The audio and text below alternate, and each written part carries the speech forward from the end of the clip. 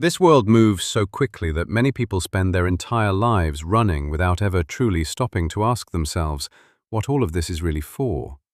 And in the middle of that endless rush for success, comfort, recognition, and security, the heart often grows tired, without even realizing why it feels so empty. Every single day, countless people wake up and begin another race, chasing money because they believe it will finally bring peace to their lives, chasing status because they hope being admired by others will somehow fill the silence inside them, and chasing success because they imagine that one more achievement, one more step upward, one more victory will finally make them feel complete. Yet despite all of these efforts, despite all of the visible gains and worldly accomplishments, many still carry a deep emptiness within their hearts that no possession, no praise, and no worldly title seems able to heal. And then comes a verse from that changes the way we look at life itself. In Surah Al-Hadid, verse 20, Rabbi Miz reminds us, "Know that the life of this world is only play, amusement, adornment, boasting among yourselves, and competition in wealth and children." This is not merely a verse to be read. It is a mirror placed before the soul, forcing us to confront what we have been living for and what we have allowed to occupy the center of our hearts.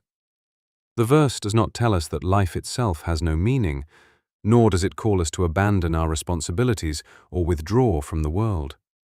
But rather, it teaches us something much deeper, namely that this worldly life is temporary by its very nature, and that it was never meant to be the final destination of the believer's heart. Because the dunya is a road and not the home, a test and not the reward, a passing station and not the place of eternal rest. When we truly reflect on this, we begin to realize how much of our energy, our time, and even our emotions are often invested in things that will one day disappear completely. Whether it is wealth that can vanish overnight, beauty that fades with time, praise that people forget after a few days, or status that means nothing once a person returns to the earth. People often live as though this world will last forever, and because of that illusion, they attach their hearts to temporary things, believing that happiness is always just one more step away, one more achievement ahead, one more possession beyond their reach. Yet the soul was never created to be satisfied by what is temporary.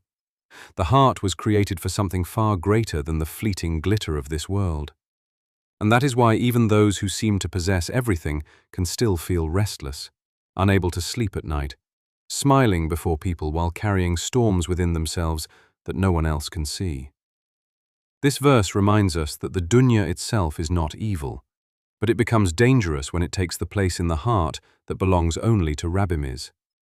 We may work, build, strive, and earn, but our hearts must remain attached to what is eternal rather than what is temporary. Because one day, every race in this world comes to an end. Every light eventually dims, every voice falls silent, and every name that once seemed important is gradually forgotten. On that day, what remains is not what we owned, but what we sent ahead. It is not the size of our house, but the sincerity of our prayer. It is not the amount of our wealth, but the purity of our charity. It is not the praise of people, but the tears we shed in private before Rabbi Miz. It is not the status we reached, but the patience we showed when life became difficult. These are the things that truly remain. So perhaps this verse is inviting us today to pause in the middle of our busy lives and ask ourselves a question that many people avoid asking. What am I really living for?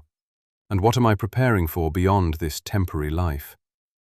Because this world passes, its beauty fades, its promises expire, and everything within it eventually returns to dust. But what is with Rabbi Miz remains forever, and the one who understands this begins to live in this world without becoming a prisoner of it. If this reminder touched your heart, do not forget to like the video and follow the channel.